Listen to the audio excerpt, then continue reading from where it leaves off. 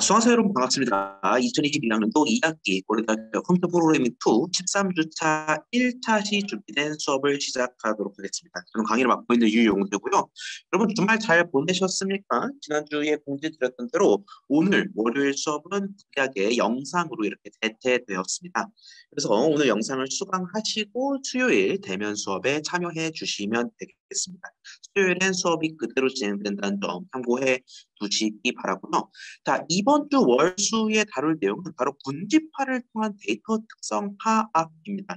여러분, 뭐 실러버스를 유심히 보신 분들은 아시겠지만 우리 컴퓨터 프로그래밍 2, 우리 강좌의 경우에는 수업 후반부에 이 데이터 과학과 관련된 몇몇 내용들을 살펴봅니다. 그래서 판다스라는 이 데이터를 다룰 수 있는 도구에 대해서도 살펴보았는데 지금부터가 사실 본격적으로 분석이다. 데이터 분석의 단계다라고 할 수 있는 것들을 다루게 됩니다. 그래서 이번 주와 다음 주에 우리 기사로만 접했던 뭐 인공지능, 데이터, 빅데이터 시대 그런 것들을 좀 맛을 보는 시간이다. 그래서 부담보다는 좀 흥미롭게 느끼셨으면 좋겠고요. 이번 주에는 그 많고 많은 인공지능 관련 주제들 중에서 분집화라는 걸 살펴보도록 하겠습니다. 분집화는 영어로 클러스터링이라고 일컫습니다. 우리 분집이라는 거는 뭐죠? 사람이 웅성웅성 모여있으면은 그걸 군집이라고 얘기를 하죠. 그래서 분집화의 군집은 바로 그룹입니다. 그래서 클러스터링이라고 얘기하지만 그룹핑이라고 보셔도 사실상 무방해요. 데이터가 어지럽게 놓여져 있을 때 비슷한 놈들끼리 내가 묶겠다. 분집으로 묶겠다라는 게 바로 분집하다라고 생각하시면 되겠습니다. 분집을 만들면 데이터의 특성을 파악할 수가 있겠죠. 이 친구들이 비슷하고 저 친구들이 저 친구들은 비슷하고 이런 게 곧 데이터를 파악하는 거죠. 그래서 이번 주 월수에는 분집화를 통해서 데이터 특성을 파악하는 걸 익혀보고 실습까지 해봅시다. 자, 이번 주 역시 세 가지 테마로 이루어져 있겠죠. 첫 번째는 K평균 군집화입니다. K평균이라고 하니까 약간 그 K 붙는 뭐 그런 게 생각이 나요. 뭐 K팝, 뭐 K무비 이런 게 생각이 나는데 K가 아니겠죠. 어떤 K인지 좀 이따가 살펴보기로 하고요. 두 번째는 밀도 기반 군집화, 세 번째는 계층적 군집화입니다. 결국에는 세 가지 토픽이 모두 군집화예요. 결국 목표는 하나입니다. 분집을 이루어보는. 근데 어떤 식으로 이루느냐 방법의 차이다라는 거고요. 여러분 방법이 다르면 결과도 다르겠죠. 똑같은 데이터를 군집화하더라도 뭘로 하냐에 따라 과정과 결과가 모두 다릅니다. 흥미롭지 않습니까? K 평균으로 했을 땐 이렇게 되는데 밀도 기반으로 했을 땐 또 저렇게. 그런 차이도 미묘한 차이도 한번 살펴보도록 하겠습니다. 오늘 영상에서는 아마 K 평균 정도를 다루게 될 것 같은데 일단 나갈 수 있는 대로 진도를 나가보도록 하죠. 먼저 K 평균 군집화가 되겠습니다. 앞서 말씀드린 대로 K는 코리아의 K가 아닌데 그럼 뭐의 K일까? 알려드리기 전에 우리 오늘 풀 첫 번째 문제부터 살펴보도록 하죠. 우리 이 군디파를 배우는데 사실 좀 뜬금이 없죠. 뭘 한다고? 무슨 분석을 하길래 갑자기 그룹핑을 한다는 거야? 라고 생각하는 분들이 있을까 봐 문제 상황을 제시해 드리겠습니다. 자, 제가 여기 어떤 카페의 제품명과 그 제품의 가격, 그리고 그 제품의 판매량까지를 데이터화해 드렸습니다. 여러분들은 메뉴.csv 블랙보드에 탑재된 메뉴.csv를 다운로드 좀 이따 받으실 시간 드릴게요. 좀 이따가 메뉴.csv를 받으시면 이런 시트를 보실 수가 있겠습니다. 제품명, 그에 대응하는 가격과 판매량이 순차적으로 나와 있죠. 자, 그러면 우리는 어떤 생각을 하게 되냐면 비슷한 음료끼리 한 그룹으로 묶을 수 없을까라는 생각을 합니다. 왜 우리 스타벅스 같은데 이게 그 공개 강좌라 브랜드를 얘기하면 안 되는 거예요. 예, 죄송합니다. 편집하시는 선생님들. 예, 스타벅스라고 합시다. 스타벅스라고 치고 스타벅스에서 메뉴판을 딱 봤을 때 비슷한 음료끼리 구분이 되어 있잖아요. 뭐 블렌디드, 프라푸치노, 티바나 이렇게 분류되어 있는 것처럼 우리도 그룹끼리 묶겠다라는 거죠. 비슷한 음료끼리 같은 그룹으로 묶자라는 겁니다. 그러면 뭐 이런 식으로 나눌 수가 있겠다. 고가격 고판매. 효자 상품이라고 할 수 있겠죠. 그리고 저가격 고판매, 저가격 저판매, 고가격 저판매 이렇게 나눌 수가 있을 텐데 뭐 어찌 됐든 비슷한 친구들끼리 같은 그룹으로 어떻게 묶을 수 있냐라는 겁니다. 우리는 이러한 문제 의식에서 출발해서 군집화라는 거를 수행하게 되는데요. 자, 그 전에 우리 라이브러리 하나만 더 익히고 갈까요? 우리 지금까지 배운 라이브러리는 사실 데이터 분석 라이브러리는 아니었습니다. 우리 판다스나 아니면 매턴러닝, 시본 같은 경우에는 데이터를 처리하거나 또는 데이터를 가공해서 시각적인 결과물을 내는 거지 분석단이 아니었잖아. 그래서 분석 단계에서 쓸 수 있는 가장 대표적인 라이브러리 사이킨런에 대해서 소개를 먼저 드리도록 하죠. sklearn이라고 보통 줄여 표현하고 풀네임은 scikit-learn입니다. scikit-learn은 파이썬에서의 기계 학습을 위해서 사용되는 대표적인 라이브러리입니다. 기계 학습은 영어로 여러분 알 수 있겠죠? 머신 러닝입니다. 러닝머신 아니고 머신 러닝입니다. 이런 파이썬에서의 머신 러닝을 위해서 우리가 사이키런을 활용할 수가 있겠고요. 지금 보시면 아시겠지만 클래시피케이션, 분류, 리그레션, 폐귀, 클러스터링, 군집화 등 굉장히 많은 종류의 인공지능 방법론들을 직접 파이썬에서 쉽게 구현할 수 있는 라이브러리 아주 효자격이라고 할 수가 있겠죠. 사이키런은 인푸트 방식이 단순합니다. 인푸트 sklearn라는 거 여러분 참고해 두시면 되겠습니다. 자, 근데 이번 수업 들어와서 뭔가 조금 들어는 봤는데 낯설 법한 용어들이 자주 등장합니다.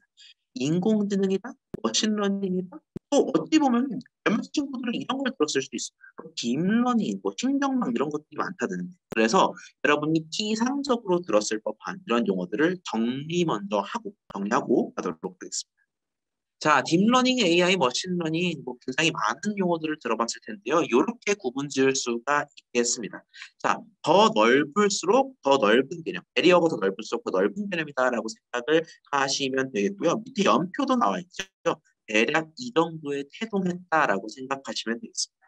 자, 우리가 가장 먼저 살펴볼 가장 넓은 개념은 바로 Artificial Intelligence가 되겠습니다. 여러분 왼쪽에 고개를 돌리면 AI 두 글자가 보이죠. 우리가 얘기하는 AI라는 게 Artificial Intelligence의 준말인 거고요. 이건 한국말로 인공지능이 되겠습니다. 결국 인공지능이라는 게 가장 큰 개념인 거고요. 굉장히 어렵게 생각하시는 분들이 많아요. 근데 말 그대로 뭡니까? 인공지능이죠. 즉 어떠한 문제, 주어진 어떤 문제를 해결하기 위해서 사람의 지능을 모사하는 경우, 사람의 지능을 따라가는 경우를 우리는 인공지능이다라고 얘기를 합니다. 여러분 전 세계를 떠들썩하게 했던 알파고 기억나십니까? 아마 알파고가 떠들썩했던 시절에는 여러분께서는 초중고 시절이었을 것 같기도 해요. 자, 그 알파고 같은 경우에는 결국 사람의 기법을 보고 모사하면서 자신만의 기법을 찾아 나간 거죠. 그렇기 때문에 결국 바둑의 승리라는 문제 해결을 위해서 사람의 지능을 모사한 겁니다. 그래서 알파고를 인공지능이다라고 얘기하는 거고요. 자율주행차 같은 경우에도 어떻습니까? 결국 인간의 주행 패턴을 어느 정도 모사한다라는 거죠. 그걸 해결하기 위해 주행, 안전한 주행 문제를 해결하기 위해. 그래서 그 모든 것들이 인공지능이다. 굉장히 넓은 개념이다라고 생각하실 수가 있겠습니다. 여기서 한 차원 더 좁게 들어가는 내로우한 개념이 바로 ML, 머신러닝이 되겠습니다. 머신러닝 뭐라고 했죠? 기계학습이라고 얘기했습니다. 자, 이름 그대로 생각하시면 됩니다. 오늘의 핵심은 두려움을 줄이는 거예요. 오늘 배울 내용들은 사실 새로운 거지 어려운 게 아닙니다. 그래서 여러분이 두려워하지만 않는다면 꽤나 재미있게 볼 수 있는 것들이에요. ML, 머신러닝, 기계학습이라는 거는 말 그대로 기계가 학습을 하는 겁니다. 우리 학습이라는 건 뭐죠?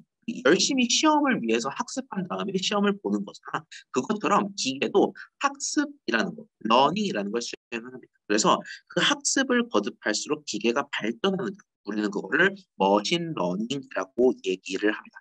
예를 들어 볼까요? 기계에게 이런 문제가 주어졌다고 합시다. 사진을 딱 줘. 기계 입장에서는 처음 보는 사진이에요. 근데 그 사진은 강아지나 고양이 중 하나입니다. 그래서 그 사진을 보고 강아지다, 고양이다, 기계가 판단을 내려야 하는 이런 문제를 생각해 보자라는 거예요.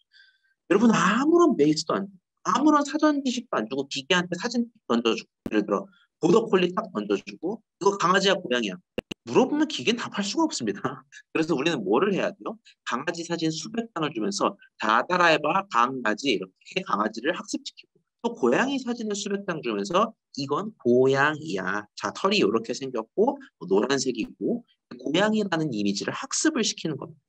그러면 기계는 이제 강아지, 고양이를 더 잘 분류할 수가 있는 거죠. 이렇게 학습과 경험을 거듭할수록 기계가 발전하는 경우에는 머신러닝, 학습하는 기계다라고 이야기를 합니다. 자, 그러면 그것보다 더 좁고 더 최신되면 뭐냐? 더 깊이 우리가 점점 들어가고 있죠. 그래서 딥러닝이라는 게 가장 내로 깊한 단계에 있는 개념이다라고 생각을 하시면 되겠습니다. 딥러닝이라는 거는 특수한 도구 하나가 필요합니다. 신경망이라는 걸 필요한데 우리가 뉴럴 네트워크 뭐 이런 걸 들어보셨을 거예요. 신경망이라는 거는 인간의 신경 체계, 우리 뇌에서의 인간의 신경 체계를 모사해서 문제를 해결하는 거죠. 우리가 신경망 기반 해결이라고 얘기를 합니다. 이 신경망을 기초로 학습이 수행된다. 우리는 그걸 딥러닝이라고 말을 합니다. 자, 이렇게 인공지능 기계학습 딥러닝을 구분을 해봤고요. 우리가 이번 주와 다음 주에 배울 것들은 바로 이 인공지능, 넓게 봤을 때 인공지능에 해당하는 방법론들을 배운다라는 것.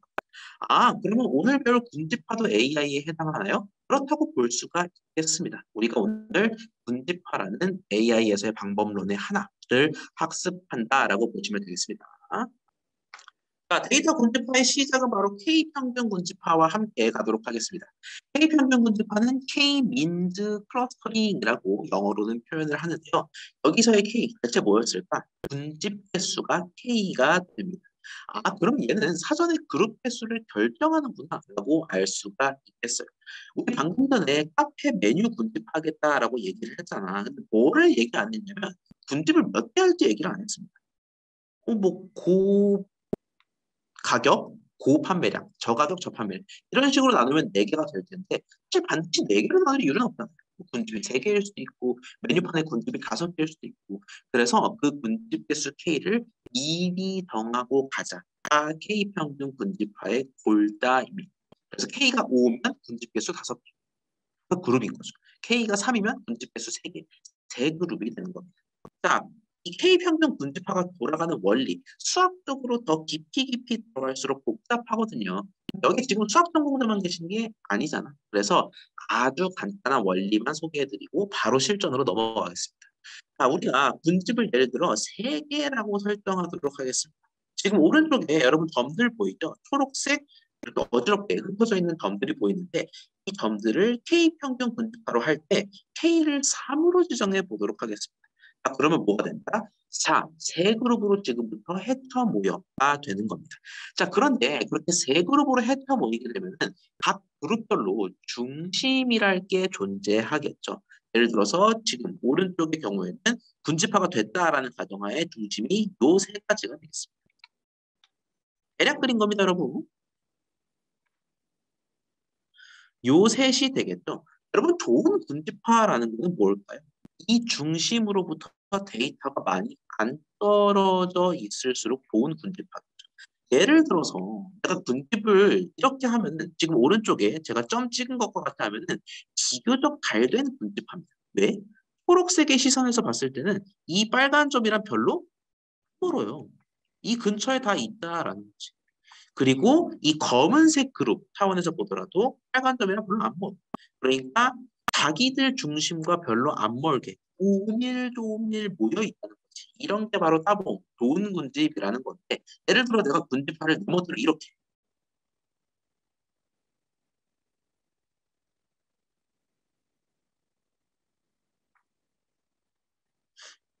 벌써부터 악랄한 군집인 게 느껴집니다. 그죠? 이렇게 세 개의 군집으로 나눈다라고 했을 때 오른쪽보다는 별로인 게 분명합니다. 근데 당장 가운데 군집만 보더라도 중심이 한 이쯤 될 텐데 너무 멀리 떨어져 있잖아. 그래서 더 좋은 군집은 중심으로부터 군집 내 데이터가 별로 안 떨어져 있는 군집하다. 바로 오른쪽과 같다라고 소개해 드릴 수가 있겠습니다. 최적의 군집을 찾는 방식이 이렇다라는 더 자세한 수학적 수식은 우리 강좌에선 다루지 않겠다라는 겁니다. 자, 그러면 이 K-민즈 결국 군집 내부의 데이터들이 중심으로부터 멀리 안 떨어지도록 계속해서 중심을 바꿔나간다.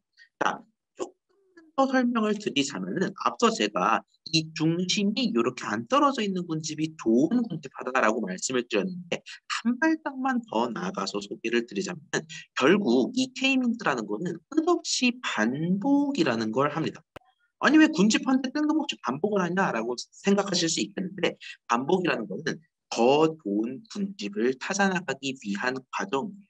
예를 들어서 초장에는 어떠겠어? 데이터만 부어져 있을 때 내가 군집 중심을 어떻게 알아? 내가 기적적으로 대충 보니까 한 요 정도, 요 정도, 요 정도의 중심이 있으면 좋겠다. 이건 여러분 사기입니다. 사기. 어떻게 이렇게 중심을 완벽하게 찾아? 그래서 초반에는 어떻게 한다? 내가 대충 찍어. 뭐 한 중심 대충 이 정도에 하면 되지 않을까? 근데 막상 군집화를 해보니까 군집이 별로다라는 거죠. 그래서 내가 중심이 이게 좀 별로네. 이렇게 이동해 볼까? 라고 생각을 하게 되고 이 반복이 끊임없이 이루어지면서 좋은 군집 중심이 결정된다라는 겁니다. 그래서 반복이라는 건 이렇게 이루어진다라고 생각을 하시면 좋겠고요. 자, 그래서 주어진 데이터를 반복을 통해 군집화하기 위해서는 우리는 머리를 많이 쓸 필요가 다행히 없습니다. 왜? 파이썬이 대신 다 해주니까. 자, 필요한 라이브러리들을 먼저 불러오도록 할까요? 앱플러는 왜 불러오나? 좀 이따가 그 이유를 말씀드리겠습니다. 판다스는 우리가 데이터를 CSV나 엑셀 같은 형태로 불러올 거기 때문에 판다스가 필요하겠고요. 자, 오늘의 백미, 사이킨런을 이용해서 군집화를 한다라고 말씀을 드렸죠. 그래서 사이킨런, 그 중에서도 클러스터에서 임포트 K-means를 하도록 하겠습니다. K-means 알고리즘을 적용하기 위해서 사이클론 클러스터에서 K-means를 불러온다라고 생각하시면 되겠습니다. 자, 밑에는 뭔가 익숙하네요. 우리 도화지 펼치고 도화지 사이즈 설정한다는 거 잊지 않으셨죠? 자, 사이클론에서 K-means를 수행하기 위해선 이렇게 작성을 하면 되겠습니다. 좀 이따 같이 코딩 해볼 겁니다. 라이브로. 자, 판다스에서 menu.csv를 with CSV를 이용해서 가져오도록 하겠습니다. 혹시 모르니까 엔진 파이썬을 설정해 둘게요. 자, 그러고 나서 우리가 df 데이터라는 거를 따로 만들도록 하겠습니다. 약간 뜬금이 없어 보이실 수도 있어요. 근데 왜 이렇게 하냐? 여러분 메뉴.csv를 열어보면 아시겠지만 뭐뭐 있어? 메뉴명, 가격, 판매량이 있다라는 거죠. 여러분 근데 기계 입장에서는 가장 쓸모없는 열이 딱 하나 있습니다. 메뉴명, 가격, 판매량 중에 뭐가 쓸모없을까? 그렇죠. 메뉴명은 사실 쓸데가 없습니다. 아니 무슨 메뉴인지 아는 거 중요한데 왜 쓸모없어요? 라고 물어보시는 분들 계실 텐데 기계 입장에서 분집화가 지상 최대까지 즉 순서대로 열을 받아서 비슷한 숫자들끼리 마구잡이로 매칭하고 싶단 말이야. 뭐 7,000원, 6,900원 비슷하잖아 하면서 매칭을 하고 싶어.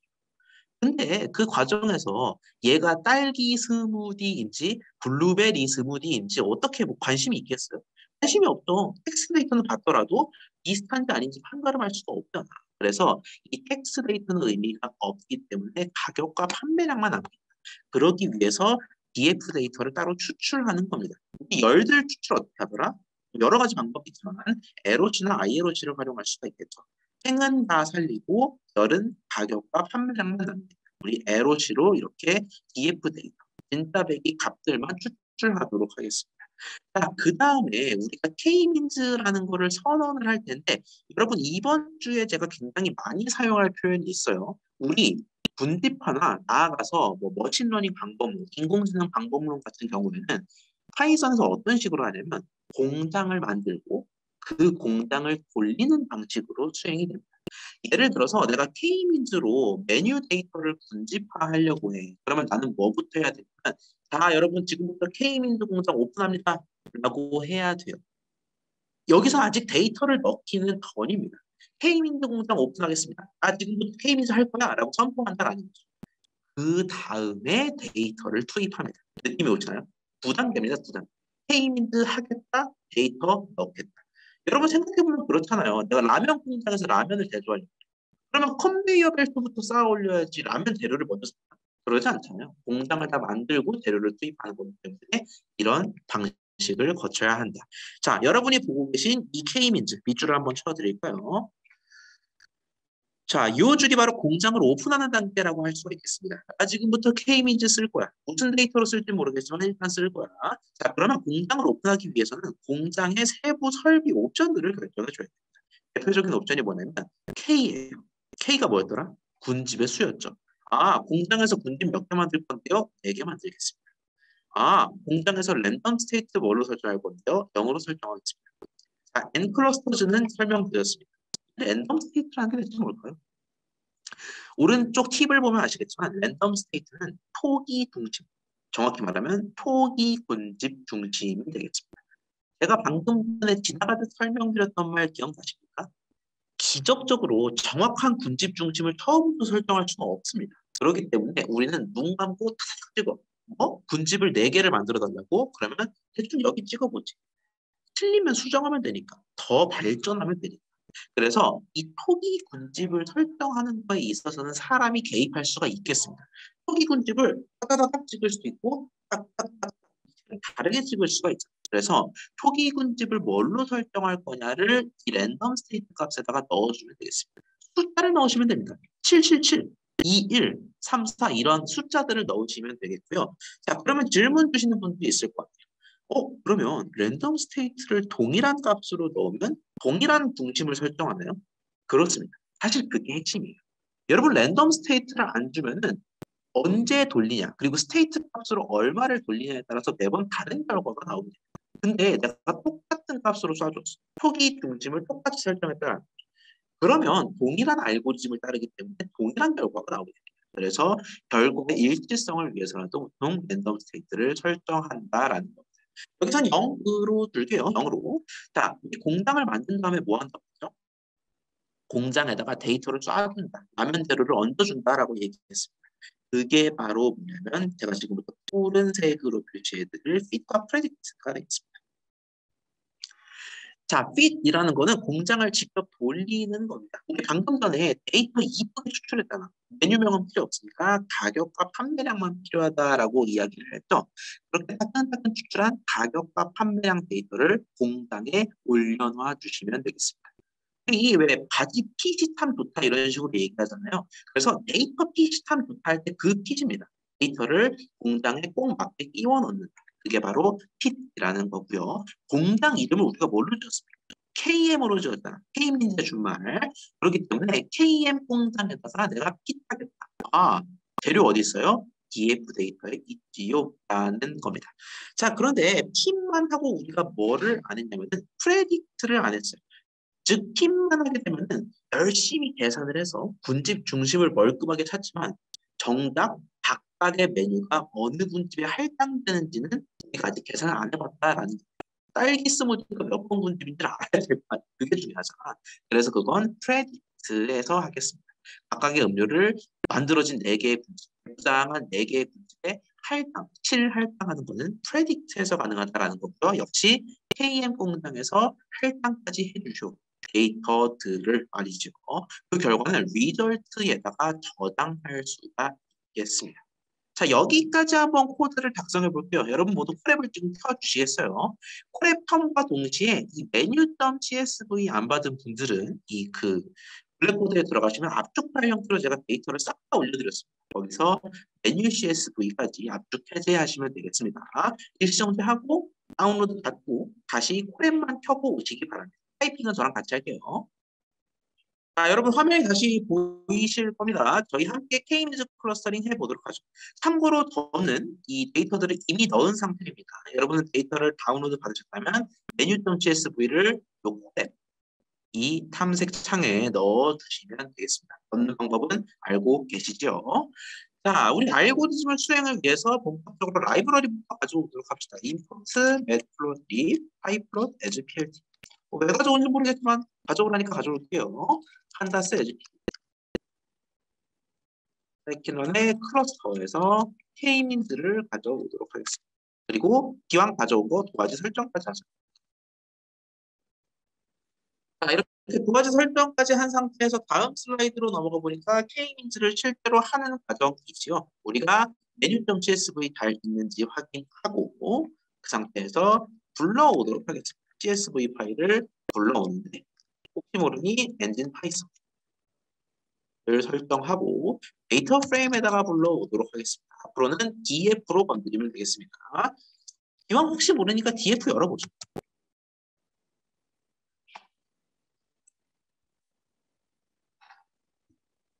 한글 깨지지 않고 예쁘게 잘 나옵니다. 제품명 가격 판매량 총 24개의 메뉴가 있군요.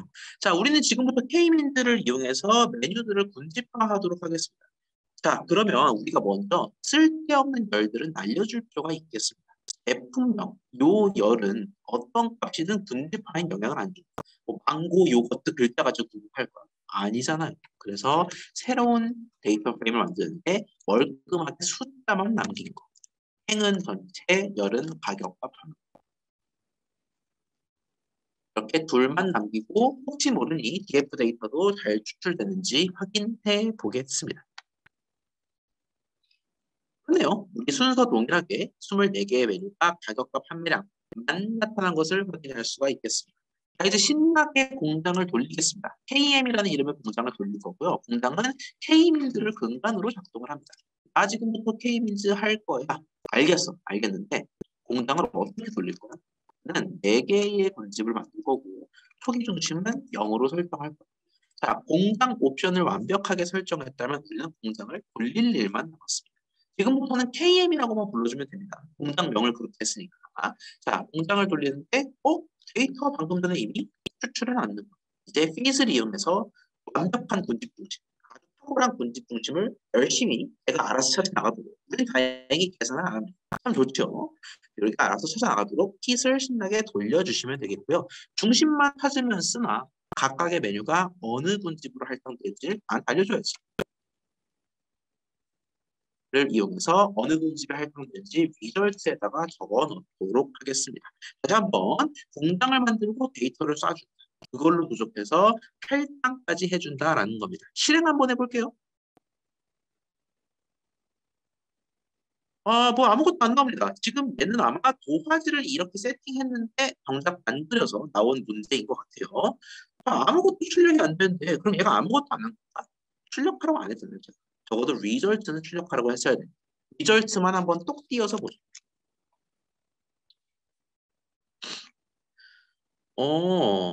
숫자들이 여러 개가 있는데 여러분 세보면 아시겠지만 숫자가 24개입니다. 숫자가 24개다? 음료도 24잔이었는데 한편 리절트는 뭐더라? 음료의 군집 할당이었는데 0번째 음료는 빵번 군집, 1번째 음료도 같은 빵번 군집, 2번째 음료도 같은 빵번 군집, 세 번째 음료가 2번 군집이고 네 번째 음료가 2번 군집이고 이렇게 됐구나라는 겁니다. 실제로 여러분 군집 종류도 몇 개예요? 0, 1, 2, 3번 군집까지 4종이잖아. 이 친구 성능 확실하네. 4개를 바탕으로 K민즈 하라고 했더니 딱 4개의 군집으로 나눠주네라는 겁니다. 자, 그런데 여러분 이거를 해석하기가 조금 별로입니다. 왜? 0002211 내가 원본 데이터랑 다 대조해. 그럴 수 없으니까 좀 예쁘게 가공해 보도록 하겠습니다. 자, 그 전에 우리 군집화의 핵심은 최고의 중심 위치를 찾는 거다라고 얘기했죠. 그 중심 위치를 알고 싶으면 우리가 공장에다 물어봅니다. 어이 공장, 좋은 군집 중심 찾았다는데 그거 뭐야? 라고 물어보면 우리가 알려줄 수 있겠다라는 겁니다. 클러스터 센터즈 모두 하이픈이 아니죠. 언더밖에 있다는 거에 유의해 주세요. 그러면 군집 중심이 이렇게 나온 걸 확인할 수가 있겠습니다. 딱 보니까 0번 군집 경우에는 판매량이 좀 저조한 친구들이 보였구나. 근데 4만 잔밖에 안 되잖아. 군집 중심. 반면 3번 군집의 경우에는 판매량 끝장나는 친구들이 보였구나라는 걸 알 수가 있겠습니다. 자, 우리가 지금 하고 싶은 거고 이 결과를 예쁘게 붙여 넣는 것. 어떻게 붙여 넣을 거면 그러면 DF 있죠. DF에 메뉴명, 가격, 판매량이 싹 있었잖아. 거기에 11을 추가할 겁니다. 근데 여러분 데이터가 있을 때 그 데이터를 통짜로 열로 추가하는 거예요. 글쎄요, 여러분 아직 안 배우시지 않았나요? 우리 판다스 배웠을 때는 얘가 약간 생소하실 수가 있습니다. 근데 우리가 배운 문법을 그대로 사용하면 열을 추가하겠다? 그럼 결국 열을 컨트롤하겠다라는 겁니까? df 에로치를 하시면 됩니다. 그래서 행과 함께 열에는 result를 입력해 주시면 되겠습니다. 아니 이게 딴딴이같이 무슨 소리냐라고 하실 수 있겠는데 여러분 제가 지금 음영 처리한 예를 우리가 아는 선에서 우리가 아는 그대로 한번 해석해 볼까요? 에로치는 행열 추출이었는데 행은 모든 행, 열은 리절트. 근데 원본 데이터 프레임엔 리절트가 없는데 얘는 곧 뭐가 되냐면 리절트라는 새로운 열을 그냥 만들라라는 거예요. RESULT라는 이름의 열이 없으니까 그냥 너 만들어 라는 겁니다. 뭘로 만들어? 변수 리절트로 만들겠다라는 거예요. 얘를 실행하면 역시 만들기만 했기 때문에 아무것도 안 나와. 이 데이터 프레임을 봤을 때 리절트 열이 추가가 됐고 완벽하게 군집 데이터가 쏙 들어갔다. 0002211 0002221 우리가 원하는 대로 쏙 들어갔다라는 걸 알 수가 있겠습니다. 이 문법이 좀 까다로울 수가 있습니다. 하지만 결국 모든 행과 리절트라는 새로운 열에 대해서 데이터를 쏴준다는 의미가 되겠습니다. 자, 한번 볼까요? 분집화가 진짜 예쁘게 되는지. 지금 보시면 밀크티, 파인애플 요거트, 망고 요거트는 비슷합니다. 왜 비슷해? 다 나쁜 상품들이거든. 판매량이 좀 더 저한 편인 상품.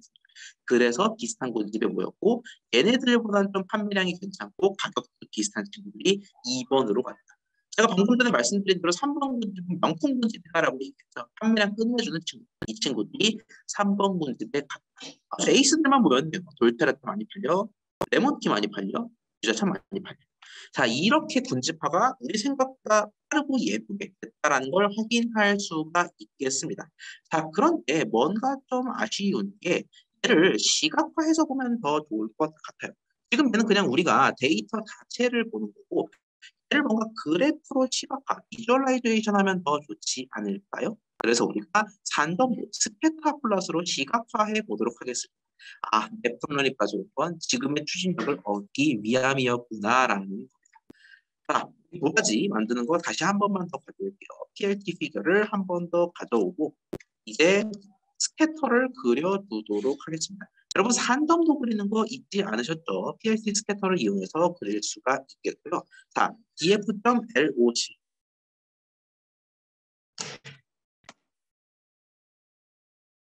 자, 이렇게 우리가 네, 산점도를 그릴 수가 있겠습니다. 자, 그런데 지금 우리가 첫 번째로 df-LOC 어쩌고저쩌고를 넣고 df-LOC 두 번째로 어쩌고저쩌고를 넣고 c를 넣었는데 이 문법이 좀 생소하실 수가 있어요. 그래서 이 문법을 좀 소개해 드리고 넘어갈게요. 일단 저랑 같이 타이핑부터 합시다.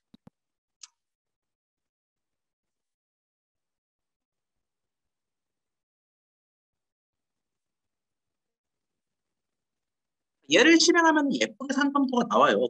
그 결과를 보기 전에 이 문법부터 좀 가볍게 훑어보고 가자. PLT 스캐터라는 건 뭐냐면은 PLT에서 산점도를 만들겠다라는 의미입니다. 자, 그런데 지금 총 크게 봐서는 세 가지를 봤습니다. 얘가 첫 번째, 얘가 두 번째, C 값이 세 번째라는 건데, 자, 그러면 얘는 각각 무엇을 의미하냐? 여러분 기억나십니까? 산점도라는 거는 가로축, 세로축이 모두 존재해서 점들을 각 데이터에 해당하는 위치에 찍어서 그걸 산포되어 있는 정도를 보겠다라는 그림이에요. 결국 X값과 Y값이 모두 필요한 거다. 그래서 Y를 각각 받는 겁니다. 그리고 마지막으로 C를 받는 게 얘는 뭐냐면 컬러입니다. 컬러링을 어떻게 하겠느냐. 이 리절트, 즉 우리가 0, 1, 2, 3 군집으로 나뉜 거를 우리가 서로 다른 색상으로 구분 짓겠다라는 거예요. 아, 내가 지금 산점도를 찍을 건데 그냥 분포를 보고 싶은 게 아니라 다른 군집에 있는 메뉴들은 예쁘게 다른 색상으로 컬러링하고 싶어요. 그럴 때 우리가 쉽게 얘기해서 C를 컬러로 생각해서 C 이꼴 리절트라고 보면 되는 겁니다. 아, 분집이 다르면 다른 색깔로 칠해줘라는 거.